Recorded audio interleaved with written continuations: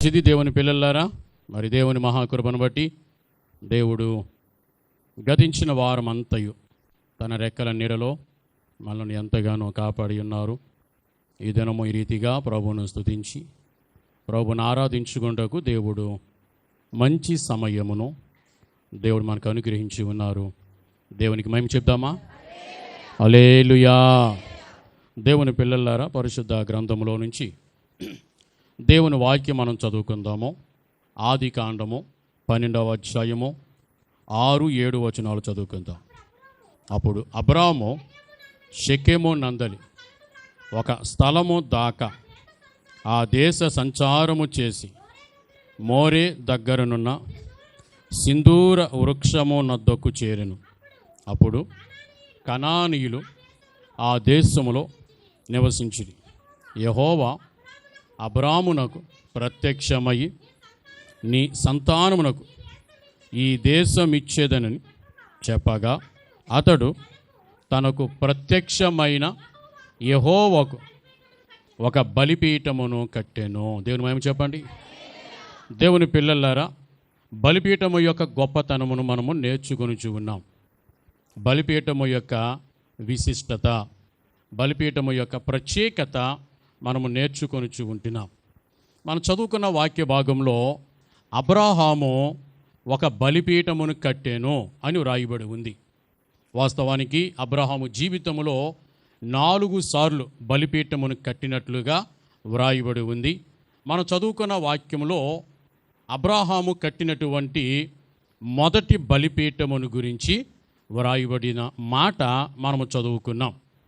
అబ్రాహాము ఒక బలిపీఠమును కట్టెను అని చదువుతూ ఉంటున్నాం. దేవుని పిల్లలారా, దేవుడు అబ్రాహాముతో మాట్లాడుతూ ఉన్నారు. అబ్రాహాము కల్దీయులు అనే ప్రాంతంలో ఉండేవాడు. కల్దీయులు అనేది ఒక దేశం, అది ఒక ప్రాంతం, మెస్సపోతామియా అని దాన్ని అంటారు. కల్దీయుల అనేది ఒక దేశం. ఆ దేశములో అబ్రాహాము నివసించుచుండగా ఒక రోజున దేవుడు అబ్రాహాముకు ప్రత్యక్షమై అబ్రాహాముతో మాట్లాడుతూ ఉన్నారు.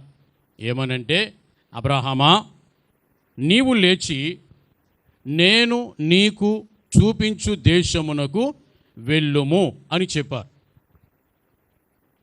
ఆ మాటకు అబ్రాహాము వెంటనే విధేయత చూపిన వాడై, దేవుని మాటకు లోబడిన వాడై, వాస్తవానికి ఎక్కడికి వెళ్ళాలో దేవుడు అబ్రాహాముకు చెప్పలేదు. నేను నీకు చూపించు దేశమునకు వెళ్ళు అన్నారు అంతే. ఆ దేశం ఏమిటో, దాని పేరేమిటో, అది ఏ దిక్కున ఉన్నదో ఏమీ చెప్పలేదు. కనుక వాక్యం అంటుంది, అబ్రాహాము ఎక్కడికి వెళ్ళాలో ఎరుగకయే అబ్రాహాము బయలుదేరెను అని వ్రాయబడ్డది. ఎక్కడికి వెళ్ళాలో తెలియదట. దేవుడు చెప్పారు, దేవుని మాటకు విధేయత చూపాడు, లోబడ్డాడు. దేవుడు చూపించు దేశమునకు అబ్రాహాము ప్రయాణము ప్రారంభించాడు. కల్దీయుల దేశములో నుండి మొదలైనటువంటి అబ్రాహాము యొక్క ప్రయాణము కనాను అనే దేశమునకు వచ్చాక ఆ ప్రయాణం ఆగింది. దేవుడు అబ్రాహామును కనాను అనే ఒక ప్రాంతానికి తీసుకుని వచ్చారు. అది ఒక ప్రత్యేకమైనటువంటి దేశం. అబ్రాహాము కనాను అనే దేశానికి వచ్చేసరికి ఆ ప్రాంతంలో కనానీయులు అనే ఒక జాతి వారు నివాసం ఉంటున్నారు. వారిని కనానీయులు అని పిలవడం జరుగుతుంది. ఒక జాతి ప్రజలు ఆ ప్రాంతంలో అబ్రాహాము వచ్చేసరికి వారు అక్కడ నివాసం ఉన్నారు. దేవుని పిల్లలారా, అబ్రాహాము కనాను దేశములో షెకెము అనే ఒక ప్రాంతంలోనికి వచ్చాడు. అక్కడ నుండి అతడు మోరే అనే ఒక ప్రదేశానికి వచ్చాడు. ఆ మోరే అనే ప్రదేశంలో సింధూర వృక్షము అనే ఒక వృక్షం ఉందట. అక్కడికి వచ్చాడు అబ్రాహాము. అక్కడికి వచ్చేసరికి వాక్యం అంటుంది, కనానీయులు ఆ దేశంలో నివసించిరి అని. అబ్రాహాము దేవుడు చెప్పిన మాటను బట్టి తన దేశము, తర్వాత తన బంధువులు, తర్వాత తనకు సంబంధించిన ప్రతీది విడిచిపెట్టి అబ్రాహాము బయలుదేరి వచ్చేసాడు. దేవుడు అతనిని కనాను అనే ప్రాంతానికి తీసుకొచ్చారు. కనానుకు వచ్చిన తర్వాత దేవుడు అబ్రాహాముకు ప్రత్యక్షమై అబ్రాముతో దేవుడు మాట్లాడుతూ ఉన్నారు.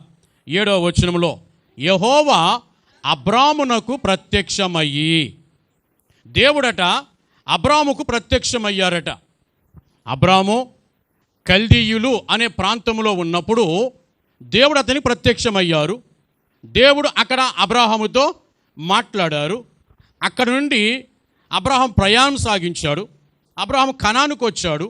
వచ్చిన తర్వాత దేవుడు మరలా అబ్రాహాముకు ప్రత్యక్షమయ్యాడు. దేవుడు అబ్రాహాముతో మాట్లాడుతున్నాడు. అబ్రాహాముకు ప్రత్యక్షమై ప్రభు అంటున్నారు, నీ సంతానమునకు ఈ దేశం ఇచ్చేదను అని దేవుడు అబ్రాహాముతో చెప్పగా అని చదువుతూ ఉన్నాం. దేవుడు అబ్రాహాముతో మాట్లాడుతున్నారు. కల్దీయులు అనే ప్రాంతంలో, తన ప్రాంతంలో అబ్రాహాము ఉన్నప్పుడు దేవుడు అబ్రాహాముతో ఏమన్నారంటే, నేను నిన్ను గొప్ప జనముగా చేస్తాను, నిన్ను ఆశీర్వదిస్తాను, నీ నామమును గొప్ప చేస్తాను, నీవు ఆశీర్వాదముగా ఉందువు, నిన్ను ఆశీర్వదించు వారిని ఆశీర్వదించేదను, నిన్ను దూషించు వారిని శపించేదను, భూమి యొక్క సమస్త వంశములు నీ యందు ఆశీర్వదించబడునని అబ్రాముతో అనగా. మొదటి 2-3 వచనాల్లో ఆ మాటలు రాయబడి ఉన్నాయి. దేవుడు అబ్రాహాముకు మొదటిసారి ప్రత్యక్షమైనప్పుడు దేవుడు ఏమన్నారంటే, అబ్రాహాముకు ఒక ప్రత్యేకమైనటువంటి వాగ్దానము చేశారు. ఒక ప్రత్యేకమైన వాగ్దానం. అబ్రామా, నేను నిన్ను దీవిస్తాను, నేను గొప్ప జనాంగముగా చేస్తాను, నిన్ను ఆశీర్వదిస్తాను అని దేవుడు అబ్రాహాముతో ఒక ప్రత్యేకమైన వాగ్దానం చేశారు. దేవుని మాట విన్నాడు, దేవుని మాట నమ్మాడు, దేవుని నమ్మాడు. అబ్రాహాము ప్రయాణమయ్యాడు. దేవుడు చూపించిన ప్రాంతానికి వచ్చిన తర్వాత రెండవసారి దేవుడు అబ్రాముకు ప్రత్యక్షమై ఇప్పుడు దేవుడు ఏమంటున్నారనంటే, అబ్రామా, ఈ దేశము నీ సంతానమునకు నేను ఇచ్చేదను అన్నాడు. చెప్పండి గట్టిగా.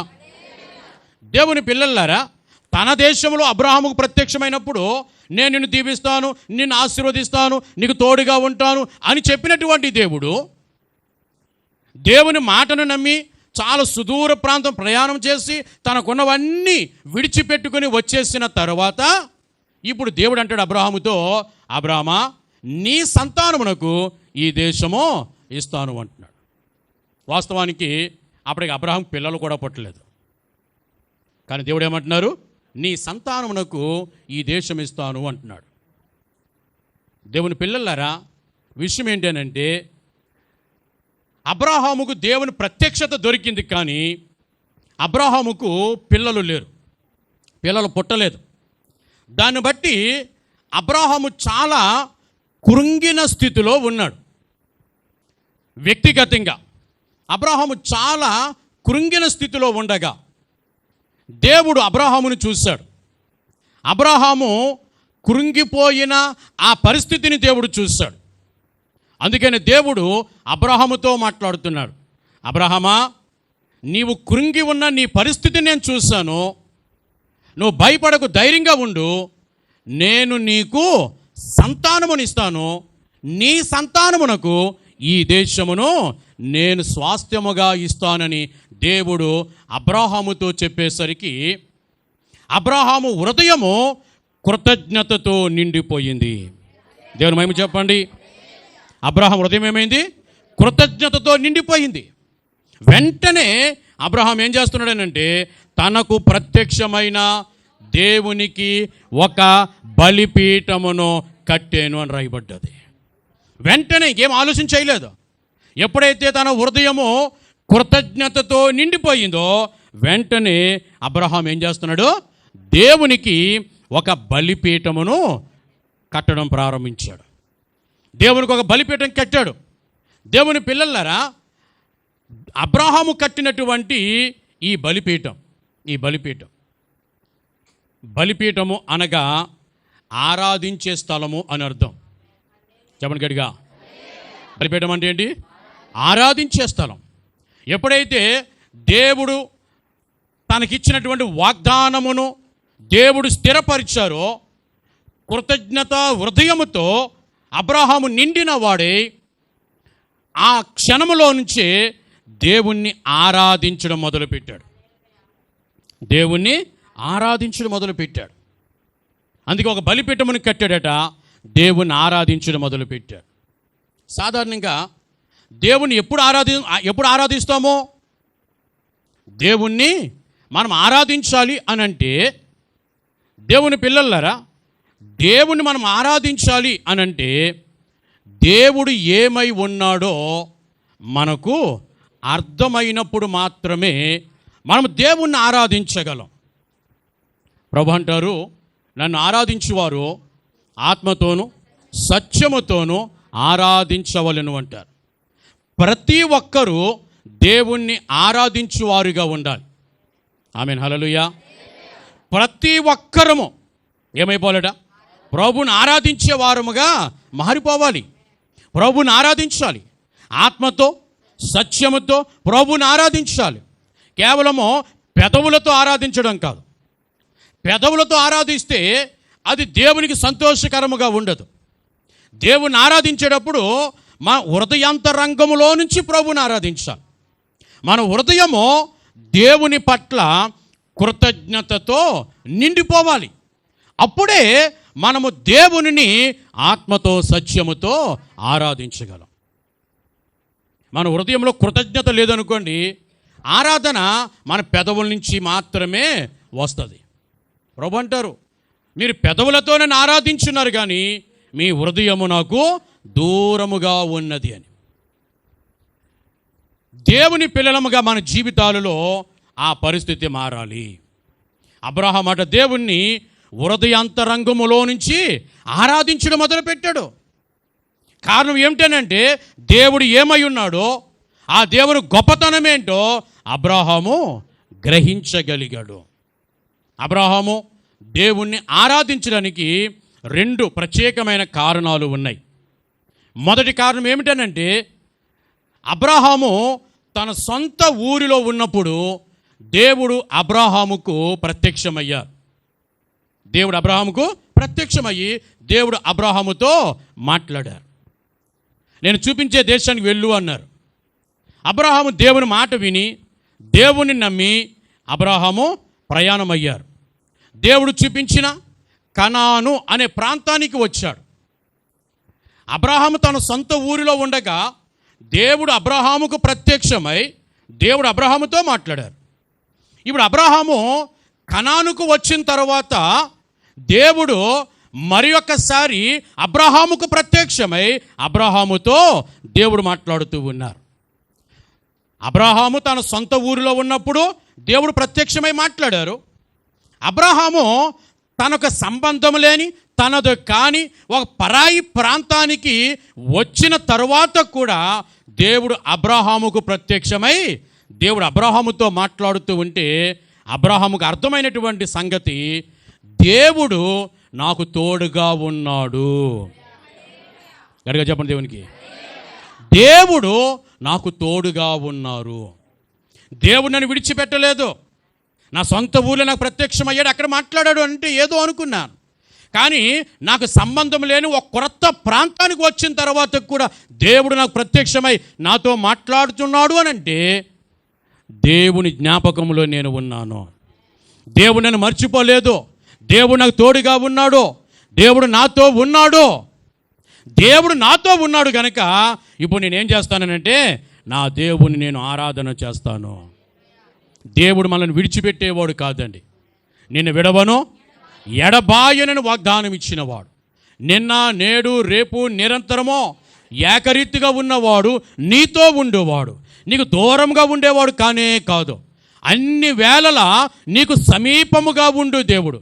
నీవెప్పుడు పిలిచినను పలికగలిగిన దేవుడు, నీకు జవాబు ఇవ్వగలిగిన దేవుడు, నీకు ఉత్తరం ఇవ్వగలిగిన దేవుడు, నేను ఉన్నాను అని నీతో చెప్పగలిగినంత సమీపముగా ఉన్నటువంటి దేవుడు మనం ఆరాధించే దేవుడు. అందుకే మనం ఏం చేయాలి చెప్పండి? ఆయనను ఆరాధించాలి. ఆరాధించు వారముగా మారిపోవాలి. ప్రభువుని ఆరాధించుట అది మనకెంతో ఆశీర్వాదము.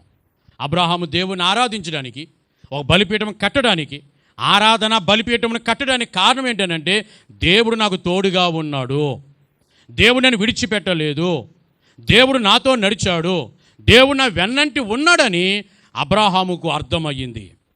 ఇక రెండవ సంగతి ఏమిటనంటే, అబ్రహాము తన సొంత ఊరిలో ఉండగా దేవుడు అబ్రహాముతో మాట్లాడి అబ్రహాముకు దేవుడు వాగ్దానం చేస్తాడు.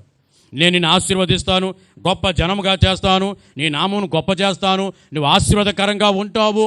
ఇలాగున దేవుడు అబ్రహాముకు వాగ్దానం చేస్తాడు.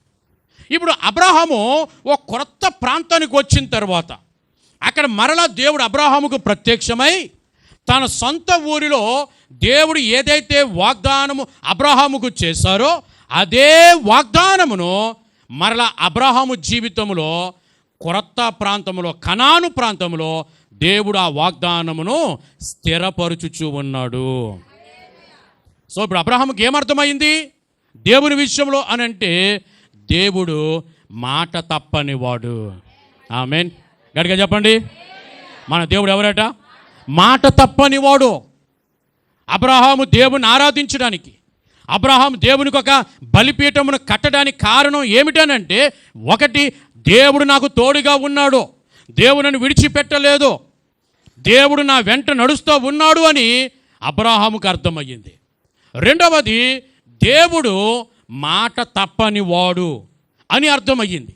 దేవుడు అబద్ధికుడు కాదు, మాట ఇచ్చి నెరవేర్చేవాడు, మాట ఇచ్చి మాట తప్పేవాడు కానే కాదు, మాట ఇచ్చి మర్చిపోయేవాడు కానే కాదు. నా ఊరిలో ఉండగా దేవుడు నాకు వాగ్దానం ఇచ్చాడు. నేను కొత్త ప్రాంతం వచ్చాక మళ్ళా దేవుడు నాతో మాట్లాడి గతంలో నాకు ఏదైతే వాగ్దానం చేశాడో అదే వాగ్దానమును మరలా నా జీవితంలో స్థిరపరుస్తున్నాడు. అంటే నా దేవుడు అబద్ధికుడు కాడు. నా దేవుడు ఎవడు అనంటే అబద్ధ మాడ నేరని దేవుడు ఆయన. ఎవరిని ఆరాధిస్తున్నావు? అబద్ధ మాడ నేరని దేవుణ్ణి మనం ఆరాధిస్తున్నాం. అందుకే దేవుని పిల్లలారా, అబ్రహాము హృదయము కృతజ్ఞతతో నిండిపోయింది. వెంటనే అబ్రహాం ఏం చేస్తున్నాడు? ఒక బలిపీఠమును కట్టి దేవుణ్ణి ఆరాధిస్తూ ఉన్నాడు. దేవుని వాక్యం ఇలా సెలవిస్తూ ఉంది. కొరింథీయులకు రాసిన మొదటి పత్రిక 7వ అధ్యాయము 24వ వచనం. సహోదరులారా, ప్రతి మనుష్యుడును, జాగ్రత్తగా గమనించండి, ప్రతి మనుష్యుడును ఏ స్థితిలో పిలవబడునో ఆ స్థితిలోనే దేవునితో సహవాసము కలిగి ఉండవలెను. గట్టిగా ఏం చేయాలంటే, మనము ఏ స్థితిలో మనం పిలవబడ్డామో ఆ స్థితిలోనే మన స్థితిని మనం మర్చిపోకూడదు. మనము ఏ స్థితిలో ఉండగా దేవుడు మనల్ని దర్శించాడో, మనము ఏ స్థితిలో ఉండగా దేవుడు మనల్ని పిలిచాడో, ఎలాంటి పరిస్థితుల్లో మనం ఉన్నప్పుడు మనము దేవుణ్ణి నమ్ముకున్నామో ఆ స్థితిని మనము ఎన్నటికీ మర్చిపోకూడదు. రెండవది ఏమిటనంటే, ఇప్పుడు దేవుడు మనలను ఏ స్థితిలో అయితే ఉంచాడో ఆ స్థితిని బట్టి మనము దేవుడిని ఆరాధించు వారముగా ఉండాలి. చాలామంది ఏ స్థితిలో ఉండగా దేవుని నమ్ముకున్నారు, ఏ స్థితిలో ఉండగా దేవుడు దర్శనం కలిగిందో ఆ స్థితిని మర్చిపోయి చాలామంది మాట్లాడుతూ ఉంటారు, ప్రవర్తిస్తూ ఉంటారు. చాలామంది తమ స్థితిని మర్చిపోయి బ్రతుకుతూ ఉంటారు. ఈరోజున ప్రభు ఏమంటున్నారనంటే, నీవు ఏ స్థితిలో నుండి పిలవబడితివో అది మర్చిపోకూడదు. రెండవది, ఈ రోజున దేవుడు నిన్ను ఏ స్థితిలో ఉంచాడో ఆ స్థితులను బట్టి మనం ఏం చేయాలట? ప్రభువుని ఆరాధించాలి, దేవునితో సహవాసం కలిగి ఉండాలి, దేవునితో సమాధానం కలిగి ఉండాలి, దేవుణ్ణి సమీపించు వారంగా, దేవుని పూజించు వారముగా, దేవుని గణపరచు వారముగా, దేవుణ్ణి ఆరాధించు వారముగా మన జీవితాలు ఉండాలి. దేవుని పిల్లలారా, దేవుడు అబ్రహామును పిలిచినప్పుడు అబ్రహాము పరిస్థితి చాలా భయంకరముగా ఉండినది. అబ్రహాం పరిస్థితి చాలా భయంకరంగా ఉండింది. దేవుడు అబ్రహామును దర్శించినప్పుడు అబ్రహాము జీవితంలో 4 రకాల సంగతులు ఉన్నాయి, 4 స్థితిగతులు ఉన్నాయి. మొదటిది ఏమిటనంటే అబ్రహాము నిజ దేవుడిని ఎరుగని స్థితిలో ఉన్నాడు. దేవుడు అబ్రహామును దర్శించు సమయమునకు అబ్రహాముకు నిజ దేవుడు ఎవరో తెలియదు. విగ్రహార్థం చేసుకుంటూ వాళ్ళ తండ్రి దగ్గర నుంచి, వాళ్ళ తాత దగ్గర నుంచి, వాళ్ళ ముత్తాత దగ్గర నుంచి ఏ ఆచారం అయితే వాళ్ళకి సంక్రమిస్తూ వచ్చిందో అదే ఆచారమును ఆచరిస్తూ అనుసరిస్తూ ఒక విగ్రహారాధికుడిగా అబ్రహాము జీవితము కొనసాగిపోతూ ఉంది. వాస్తవానికి అబ్రహాముకు నిజ దేవుడు ఎవరో తెలియదు. దేవుడు ఎవరో, ఆయన పేరేమిటో, ఆయన స్థితి ఏమిటో, ఆయన ఎలా ఉంటాడు, ఇవేమీ తెలియవు. వాళ్ళ తండ్రి పూజించాడు, వాళ్ళ తాత పూజించాడు, వాళ్ళ ముత్తాత పూజించాడు, ఇప్పుడు అబ్రహాము పూజిస్తూ ఉన్నాడు. అది అబ్రహాం పరిస్థితి. నిజ దేవుడు ఎవరు అబ్రహాముకు తెలియదు.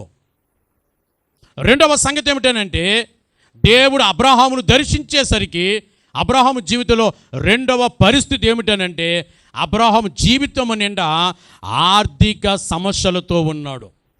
అన్ని ఆర్థిక ఇబ్బందులే. అబ్రహాము బొమ్మల వ్యాపారం చేసేవాడు. కొన్ని బొమ్మలు తయారు చేయడం, వాటిని మార్కెట్కు పట్టుకెళ్ళడం, వాటిని అమ్మటం, ఆ వచ్చిన డబ్బులను బట్టి వచ్చేటప్పుడు భోజనానికి కావలసిన, వంటకు కావలసిన ఆహార పదార్థాలన్నీ, ఆ బియ్యం, కాయగూరలు, కిరాణా ఇవన్నీ కూడా కొనుక్కొని వచ్చి ఇంటి దగ్గర తన భార్య అయినటువంటి షారాయికి ఇచ్చి ఆమె వంట చేసే వరకు మరలా అబ్రహాము బొమ్మల తయారీలో ఉండిపోయేవాడు. మళ్ళీ బొమ్మలు తయారు చేసుకుంటూ ఉండేవాడు. వంట తయారయ్యాక ఏమండి భోజనం పెడతాను రండి అని భార్య పిలిచినప్పుడు అప్పుడు అబ్రహాము లేచి కాళ్ళు చేతులు కడుక్కొని ముఖం కడుక్కొని వెళ్ళి ఆ భోజనం చేసి వచ్చి మరలా బొమ్మల తయారీలో ఉండేవాడు. మరలా మరుసటి రోజు మళ్ళీ బొమ్మలన్నీ మార్కెట్కి పట్టుకెళ్ళడం, అక్కడ అమ్మటం, మరలా ఆ డబ్బులతో తనకు కావాల్సిన కిరాణా తెచ్చుకోవడం. రోజు అబ్రహాంకి ఇదే రొటీన్ లైఫ్ అయిపోయింది. ఒకవేళ ఎప్పుడైనా బొమ్మలను మార్కెట్కి పట్టుకెళ్ళకపోయినా లేదా మార్కెట్లో బొమ్మలు అమ్ముడవకపోయినా తన చేతిలో డబ్బులు లేకపోయినా ఆ రోజు అబ్రహాము కుటుంబము పస్తులుండే పరిస్థితి. మంచినీళ్ళు తాగి మరలా బొమ్మల తయారీలో ముందుకు కొనసాగిపోవటమే, ఆకలితో గడిపే పరిస్థితులు. ఎన్ని దినాలు దేవుని పిల్లలారా తమ జీవితాలలో పస్తులు ఉన్నారు అబ్రహాము దంపతులు. ఎందుకనంటే వారి జీవితంలో ఆర్థిక ఇబ్బందులు అంత ఎక్కువగా ఉండేవి. మూడవ పరిస్థితి ఏమిటనంటే దేవుడు అబ్రహామును దర్శించేసరికి అబ్రహాము జీవితంలో మూడవ పరిస్థితి ఏమిటనంటే అబ్రహాముకి అప్పటికే పెళ్ళయి చాలా సంవత్సరాలు అయ్యింది, కానీ అబ్రహాము దంపతులకు పిల్లలు పుట్టలేదు, సంతానము లేదు. వాళ్ళ ఇంట్లో ఒక చంటిబిడ్డ తిరుగులాడితే బాగుంటుంది అనే ఆశ అయితే ఉంది, కానీ ఒక్క చంటిబిడ్డ కూడా వాళ్ళ ఇంటిలో తిరుగులాడే పరిస్థితి కనబడుట లేదు. సంవత్సరాలు గడిచిపోతున్నాయి, కానీ అబ్రహాము ఆ దంపతులకు సంతానము కలగటం లేదు.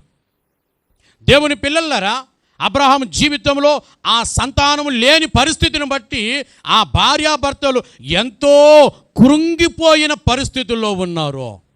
సంతానము లేని పరిస్థితుల్లో వారు ఉన్నారు.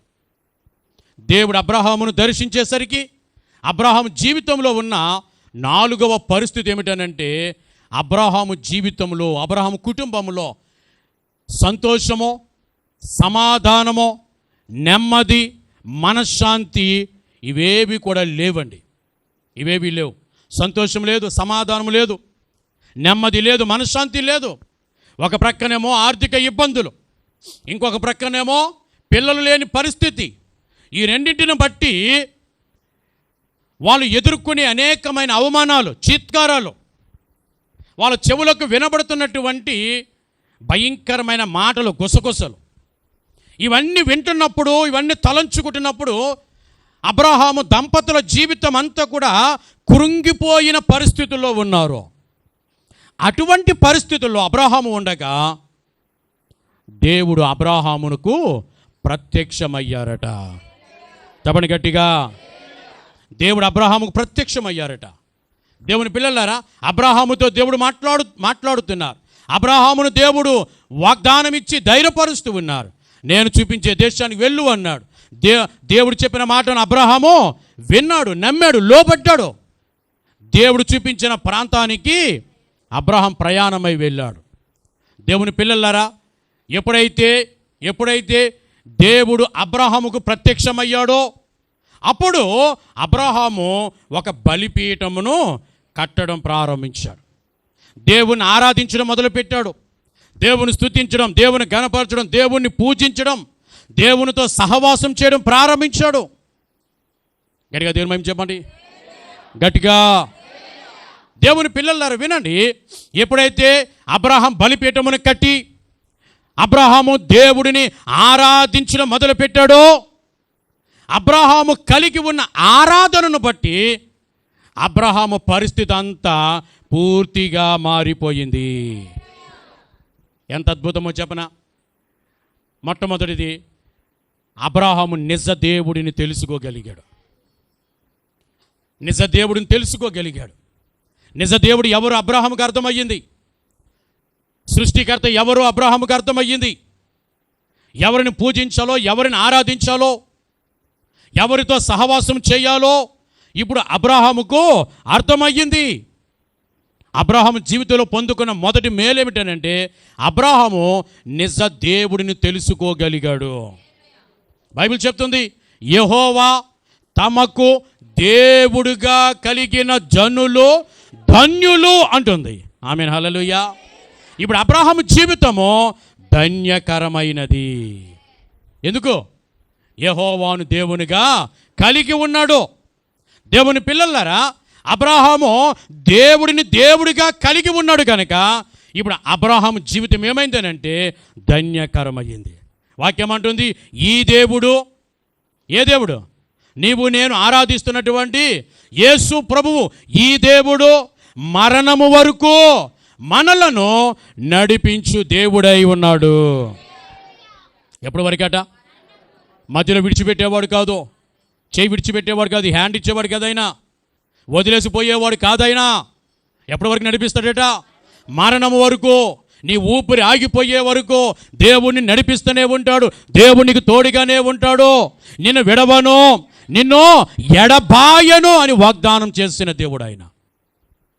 అబ్రహాము తన సొంత ఊరిలో ఉండగా ప్రత్యక్షమైనటువంటి దేవుడు అబ్రహాము కనానుకు చేరే ఆ ప్రయాణం అంతటిలో కూడా దేవుడు అబ్రహాముకు తోడుగా ఉన్నట్లు. ఈరోజున దేవుని పిల్లలారా, మన జీవితాల్లో కూడా మన ఊపిరి ఆగిపోయే వరకు దేవుడు మనకు తోడుగా ఉండే దేవుడై ఉన్నాడు. మొదటి మాట ఏమిటనంటే అబ్రహాం పొందుకున్న మొదటి ధన్యత, నిజ దేవుని తెలుసుకోగలిగాడు. అందుకే అబ్రహాం జీవితము ధన్యకరమైపోయింది. రెండవది దేవుడు అబ్రహాముకు ప్రత్యక్షమయ్యే వరకు అబ్రహాము జీవితంలో అన్ని ఆర్థిక సమస్యలు ఉండేవి. ఎన్నో చెప్పలేనని ఆర్థిక సమస్యలు ఉండేవి. కానీ ఎప్పుడైతే అబ్రహాము దేవుడిని ఆరాధించడం మొదలుపెట్టాడో, బలిపీఠము కట్టి ఎప్పుడైతే అబ్రహాము దేవుడిని ఆరాధించడం మొదలుపెట్టాడో అబ్రహాము జీవితంలో ఆర్థిక ఇబ్బందులన్నీ తొలగిపోయాయి.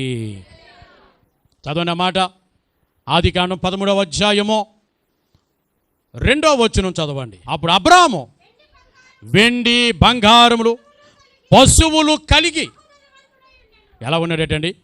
బహు ధనవంతుడై ఉండేను. దేవుని పిల్లలారా, దేవుని దర్శించక మునుపు, దేవుని దర్శనం కలగక మునుపు, దేవుని ఆరాధించక మునుపు, దేవుని యొక్క ఆ బలిపీఠము అబ్రహాము కట్టుకొనక మునుపు అబ్రహాము జీవితంలో ఎన్నో ఆర్థిక ఇబ్బందులు, చేసే వ్యాపారము నష్టము చూస్తూ ఉన్నాడు. దేవుని పిల్లలారా, జీవితం చాలా భారంగా గడిచేది, కుటుంబం చాలా భారంగా గడిచేది. కానీ ఎప్పుడైతే అబ్రహాము బలిపీఠమును కట్టాడో, దేవుని ఆరాధించడం మొదలుపెట్టాడో, దేవుడట అబ్రహామును అంచెలంచెలుగా దినము వెంబడి దినము, నిన్నటి కంటే ఈ దినము, ఈ దినము కంటే రేపు, రేపటి కంటే ఎల్లుండు, ఎల్లుండి కంటే ఆ మరుదినం, దానికంటే ఆ మరుదినం, దానికంటే ఆ మరుదినం, దినము వెంబడి దినము దేవుడు అబ్రహామును ఆశీర్వదించుచూ వచ్చారు. ఒక రాత్రికి రాత్రిలోనే దేవుడు అబ్రహామును దీవించలేదు. దినము వెంబడి దినము దేవుడు అబ్రహామును కొంచెం దీవిస్తూ హెచ్చిస్తూ వచ్చాడు. ఇప్పుడు ఎంత హెచ్చించబడ్డాడు అని అంటే, అబ్రహామట వెండిని కలిగి ఉన్నాడు, బంగారమును కలిగి ఉన్నాడు, పశువులను కలిగి ఉన్నాడు, ఆ పశువులను మేపడానికి పనివాళ్ళను కలిగి ఉన్నాడు.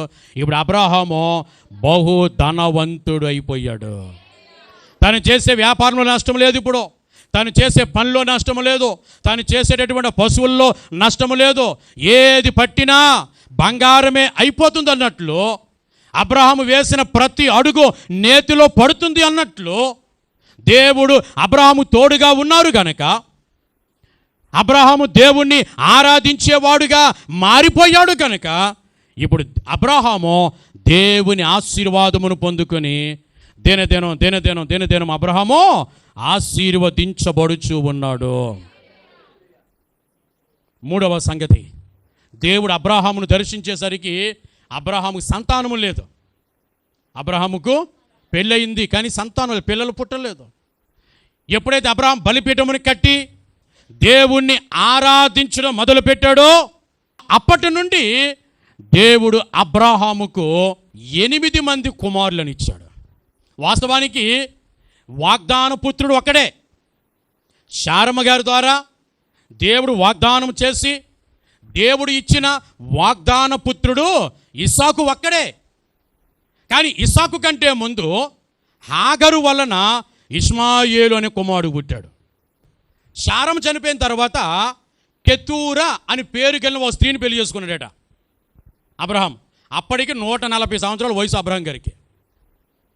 ఆ వయసులో ఏమండి, అప్పుడు దేవుడు అబ్రహాంకి అతనికి యవ్వన బలాన్ని ఇచ్చాడు కనుక అప్పుడు కెతూర్ అనే ఒక ఆమెను పెళ్లి చేసుకున్నాడట. ఆమె ద్వారా 6 కుమారులు పుట్టారట. 175 సంవత్సరాలు బతికాడు అబ్రహాం.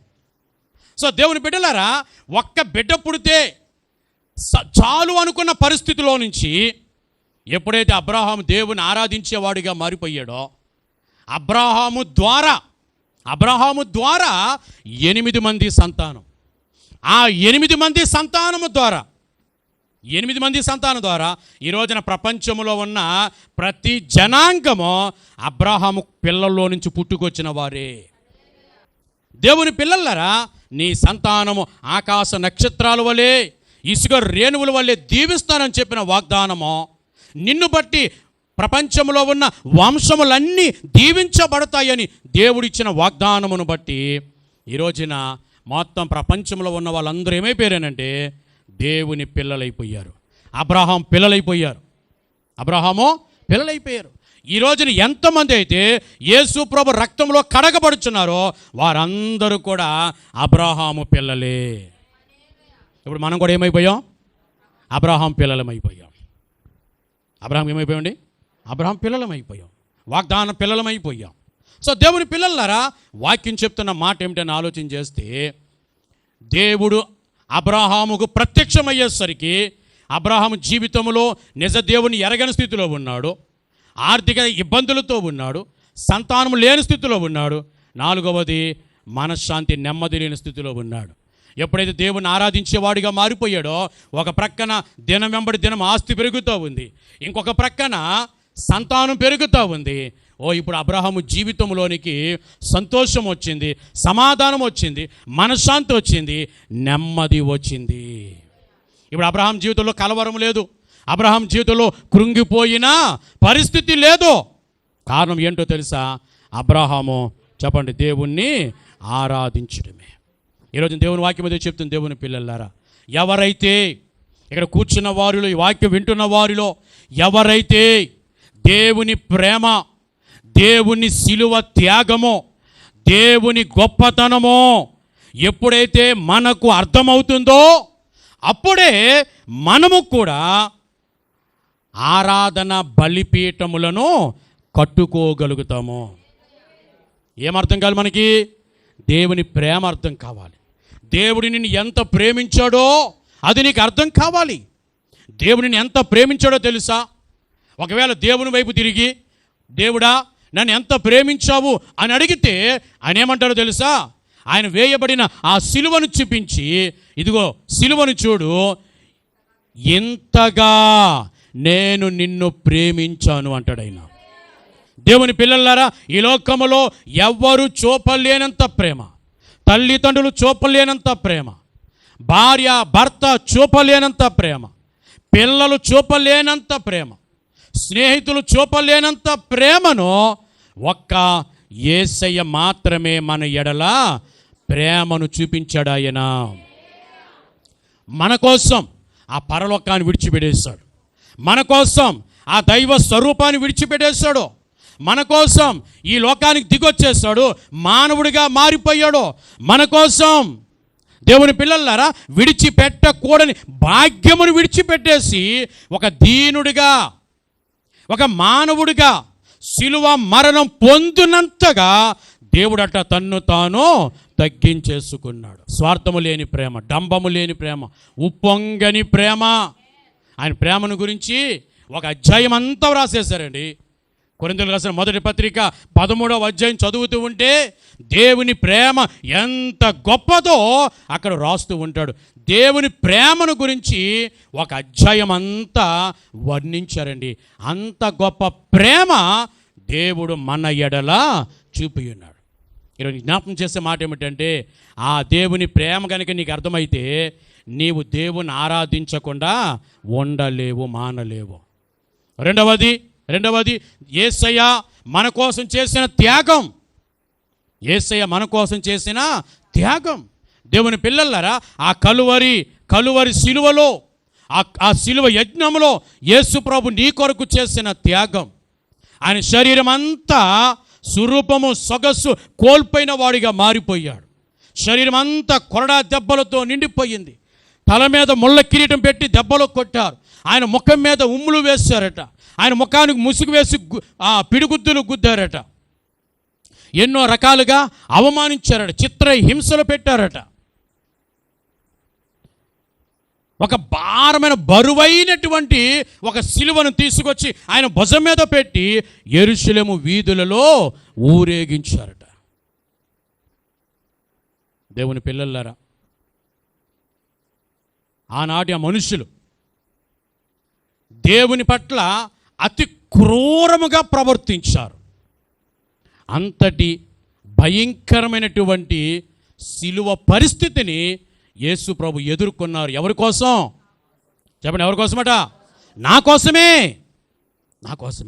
పిల్లలారా, ఆ దేవుని సిలువ యాగం, సిలువ త్యాగం నీకు అర్థమైతే, ఆ దేవుని గొప్పతనం నీకు అర్థమైతే, ఏమండి, నిన్ను పాపములో నుంచి విడిపించి, దేవుని పిల్లలారా, నిన్ను ఆ నిత్యత్వానికి వారసులుగా చేయటానికి, దేవుడు ఉండే ఆ నిత్యత్వములో నీవును యుగ యుగములు దేవునితో ఉండుటకు కావలసిన ఒక యోగ్యత, ఒక అర్హత నీకు ఇచ్చుట కోసం పాపములో నుంచి పరిశుద్ధతలోనికి దేవుడు మనలను నడిపించాడు. దేవుని గొప్పతనం అంటది. దేవుని పిల్లలారా, ఏ రోజునైతే ఆ దేవుని ప్రేమ, ఆ దేవుని త్యాగం, ఆ దేవుని గొప్పతనం నీకు అర్థమవుతుందో ఆ రోజున నీవు దేవుని ఎలా ఆరాధించగలుగుతావో తెలుసా? ఆత్మతో సత్యముతో ఆరాధించగలుగుతావు. హృదయము నిండా కృతజ్ఞత కలిగి హృదయ అంతరంగములో నుంచి నీవు దేవునిని చెప్పండి ఆరాధించుట జరుగుతుంది. దేవుని ఆరాధించే వ్యక్తివిగా నీవు మారిపోతావు. దేవుని పిల్లలారా, ఈరోజున వాక్యం అదే చెప్తుంది. అబ్రహాం జీవితంలో అదే చేస్తాడు. అబ్రహాముతో దేవుడు అన్నారు, అబ్రహాం తన సొంత ఊరిలో ఉన్నప్పుడు దేవుడు అబ్రహాంతో అన్నారు, అబ్రహామా, నిన్ను దీవిస్తాను, నిన్ను గొప్ప జనంగా చేస్తాను, నిన్ను ఆశీర్వదిస్తాను, నీ నామమును గొప్ప చేస్తాను, నీవు ఆశీర్వాదంగా ఉంటావు, నిన్ను ఆశీర్వదించే వారిని ఆశీర్వదిస్తాను, నిన్ను దూషించువాని దూషిస్తాను, భూమి యొక్క సమస్త వంశములు నీ యందు ఆశీర్వదించబడు. ప్రతి ఆశీర్వాదం వెనక ముందు ఏమన్నాడు ప్రభు? నీవు, నిన్ను బట్టి, నీ యందు అన్నాడు కదా. నిన్ను ఆశీర్వదిస్తాను, నిన్ను దీవిస్తాను, నిన్ను గొప్ప జనాంగముగా చేస్తాను, అంత నిన్ను నిన్ను నిన్ను నిన్ను నిన్ను అని చెప్పినటువంటి దేవుడు దేవుని మాట విని, దేవుని మాట నమ్మి, తన సొంతూరు, బంధువులు, ఫ్రెండ్స్ అందరినీ వదిలేసి, చేసే వ్యాపారం వదిలేసి, ఇల్లు వదిలేసి, వాకిలు వదిలేసి, దేవుడు చెప్పిన మాట విని, దేవుడు చూపించిన కనాను దేశమునకు వచ్చిన తర్వాత మళ్ళా దేవుడు ప్రత్యక్షమై ఏమంటున్నాడు? ఇప్పుడు 7వ వచనంలో, 12వ అధ్యాయం ఆదికాండం 7వ వచనంలో ఏమంటున్నాడు దేవుడు అని అంటే, నీ సంతానమునకు ఈ దేశం ఎత్తాను అంటున్నాడు. అక్కడేమన్నాడు? తన సొంతులు ఏమన్నాడు? నిన్ను దీవిస్తానన్నాడు కదా, నిన్ను గొప్ప జనాంగంగా చేస్తానన్నాడు కదా, నిన్ను ఆశీర్వదిస్తానన్నాడు కదా. మరి ఇక్కడికి వచ్చాక ఏమంటున్నాడు? నీ సంతానం అంటున్నాడు. అదేంటి మరి ఈ మాట అక్కడే అనొచ్చు కదా. ఆ సొంతూరులో ఉన్నప్పుడే అబ్రహామా, నేను చూపించే దేశానికి వెళ్ళు, నీ సంతానం గొప్ప జనాంగంగా చేస్తాను అనొచ్చు కదా దేవుడు. అక్కడితో ఊరుకోలేదండి, అక్కడితో ఊరుకోలేదు. ఆ తర్వాత అధ్యాయంలోనికి వెళ్తే 16వ అధ్యాయంలో అక్కడ ఏమంటాడంటే, నీ సంతానంలో,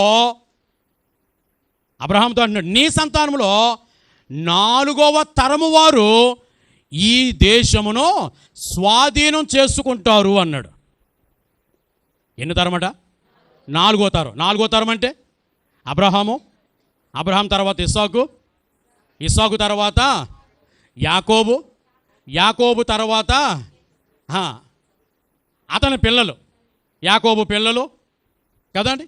ఇప్పుడు పిల్లలు అన్నమాట. ఆ యాకోబు పిల్లల్లో నుంచి వచ్చినటువంటి పిల్లలు, ఆ పిల్లలు ఇప్పుడు ఐగుప్తులో నుంచి కనాను దేశంలోనికి వచ్చారు.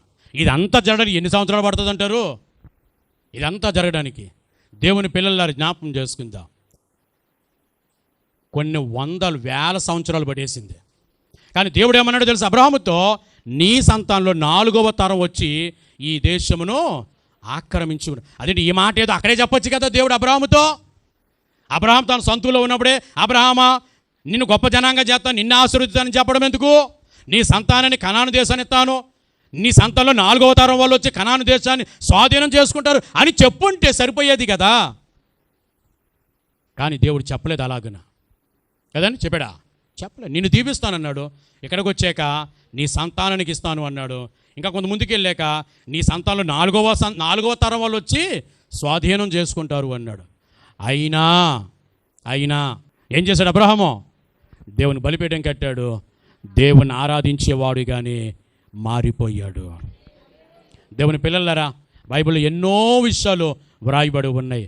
పౌలు శీలను తీసుకువెళ్ళి మొత్తం శరీరం అంతా కొరడాలతో కొట్టారట, శరీరం అంతా గాయాలైపోయాట, రక్తం కారుతూ ఉందట, గాయాల నుంచి నొప్పి, మంట, బాధ కలుగుతుందట. అలాంటి పరిస్థితుల్లో తీసుకుని వెళ్ళి చెరసాల్లో బంధించేశారట, చేతులకు కాళ్ళకు సంకెళ్ళు వేసేశారట. అయినా అలాంటి పరిస్థితుల్లో ఉండి కూడా అర్ధరాత్రి వేళ పౌలు శీలలు దేవుని ప్రార్థన చేస్తున్నారట, దేవుని పాటలు పాడుతున్నారట. చెప్పండి గట్టిగా. మనమైతేనో మూలుగుతూ ఉంటాం, అమ్మోయ్ బాబోయ్ దేవుడా ఎంత కష్టం వచ్చింది, దేవుడా ఎందుకు ఇలాగ చేసావు, మూలుగుతూ ఉంటాం. కానీ పౌలు శీలలు ఏం చేస్తున్నారట? దేవుని స్తుతిస్తున్నారట, పాటలు పాడుతున్నారట, దేవుని ఆరాధిస్తున్నారట, దేవుని గణపరుస్తున్నారట, ప్రార్థన చేస్తూ ఉంటే, వారు దేవుని స్తుతిస్తూ ఉంటే ఆ అర్ధరాత్రి వేళ చెరసాల పునాదులు కదిలిపోయాయట. దేవుని మహిమ చెప్పండి గట్టిగా. దేవుని పిల్లలారా, దేవుని వాక్యం చెప్తుంది, చుట్టూ కొన్ని వందల మంది మనుషులు గుంపు కూడి స్టెఫాను అనే భక్తుడిని రాళ్ళుతో కొడుతున్నారట. రాళ్ళుతో కొడుతూ ఉంటే స్టెఫాను మోకాళ్ళు వేసి తన 2 చేతులు దేవుని వైపు చాపి, తన తలకాయ దేవుని వైపు చాపి దేవునికి ప్రార్థన చేస్తున్నాడట. యేసు ప్రభువా, ఈ పాపము వీరి మీద మోపవద్దు. వాళ్ళందరూ రాళ్ళు ఇచ్చి కొడుతున్నారట స్టెఫానుని. కానీ స్టెఫాను ఏం చేస్తున్నాడు? దేవునికి ప్రార్థన చేస్తున్నాడట. అది ఎలాంటి ప్రార్థన? ప్రభా వీళ్ళందరినీ క్షమించు, వీళ్ళందరినీ శిక్షించొద్దు అని దేవునికి ప్రార్థన చేస్తూ ఉన్నాడట. ఎంత అద్భుతమైన భక్తులండి వాళ్ళందరూని. పౌలు, శీలలు, స్టెఫను, ఏమండి, అబ్రహాము, యోబు, వీళ్ళందరూ ఎంత గొప్ప భక్తులండి. వాళ్ళతోటి అయిపోలేదు. ఒకరోజున యేసు ప్రభు వారు శిష్యులు వాక్యం ప్రకటిస్తూ ఉంటే వాళ్ళను కొడలతో కొట్టారట. ఇదిగో ఇక నుండి మీరు యేసు నామమున ప్రకటించకూడదు, ఇదే మీకు ఫైనల్ వార్నింగ్ అని గట్టిగా వార్నింగ్ ఇచ్చి పంపేశారట. అప్పుడు వాళ్ళు అన్నారట, అపొస్తలుల కార్యముల గ్రంథం 4వ అధ్యాయంలో ఆ మాట చదువుతామండి. 4వ అధ్యాయం 20వ వచనం, 4:20. మేము కన్న వాటిని విన్న వాటిని చెప్పక ఉండలేము అని వారికి ఉత్తరం ఇచ్చారు. గట్టిగా దేవుని మహిమపరచండి. ఏమన్నారు వాళ్ళు? ఇదిగో అధిపతులారా వినండి, మై డియర్ ఆఫీసర్స్ వినండి, మేము కన్న వాటిని, మేము విన్న వాటిని మేము చెప్పకుండా, ప్రకటించకుండా మేము ఉండలేము. మమ్మల్ని కొడతారా? కొట్టుకోండి. కాళ్ళు చేతులు తీసేస్తారా? తలకే తీసేస్తారా? మీ ఇష్టం. ప్రాణం తీసేస్తారా? యేసు ప్రభు కోసం మా ప్రాణం పెట్టుట కూడా మేము సిద్ధమే. మా కంఠములో ఊపిరి ఉన్నంత వరకు మేమేం చేస్తాం తెలుసా? మేము కన్న వాటిని, మేము విన్న వాటిని చెప్పకుండా మేము మానము. దేవుని మేము చెప్పండి గట్టిగా. ఎంత అద్భుతం అండి, ఎంత అద్భుతం. మీ ప్రియ దేవుని పిల్లలారా, భక్తులండి, వారందరూ దేవుని గొప్పతనాన్ని గుర్తెరిగిన వారు. అందుకే భయంకరమైన శ్రమలు ఎదురైనా సరే వారు ఎక్కడ కూడా విశ్వాసములో చెక్కు చెదరలేదు. దానియేలు భక్తుని గురించి రాయబడి ఉంటుంది. ఇట్టి శాసనం సంతకం చేయబడిందని తెలిసినను దానియేలు అట వెళ్ళి దేవునికి ముమ్మారు ప్రార్థన చేశాను అంటాడు.